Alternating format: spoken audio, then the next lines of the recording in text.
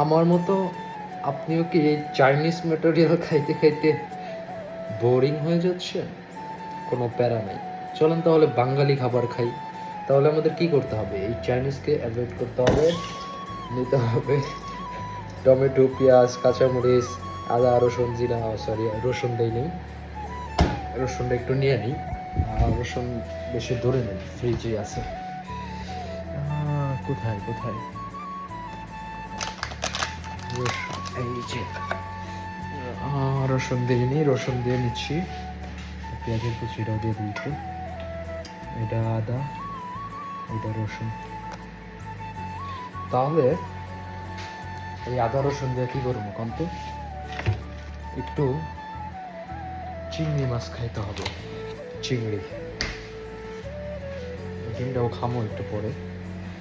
এই যে এখানে হচ্ছে চিংড়ি আছে, এটা খাবো। তার আগে আমি হচ্ছে মেন কথা হচ্ছে কি, একা থাকলে রান্না করে খাইতে মন চায় না, এটা হচ্ছে মেন কথা। আর সেজন্য সবচেয়ে সহজ উপায়ে, সবচেয়ে ইজি আর রান্নাটা তাড়াতাড়ি করার জন্য আমি সব কিছু হচ্ছে এখানে নিছি নিয়া। এইটার হচ্ছে আমি এখন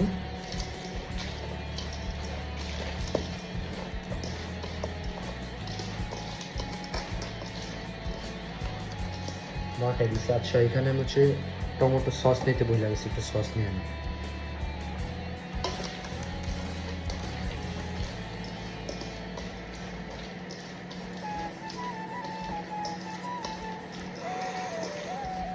কি যে প্যারা লাগে। ওকে, হয়ে গেছে। এখন এটারে রান্না করে চলেন। তারপর সাথে একটা ডিম দিয়ে দিলাম। আর এই চিংড়িগুলোকে এখন হচ্ছে ভাজবো। ভাজার পরে এগুলা দিয়ে দিব। এটা হচ্ছে ইজি স্টাইল।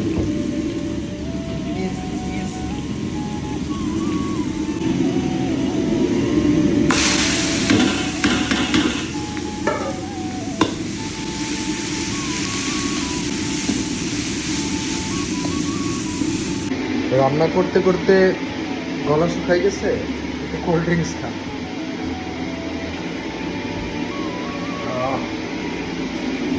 আর এগুলো ভাইজা এখানে রাখছি।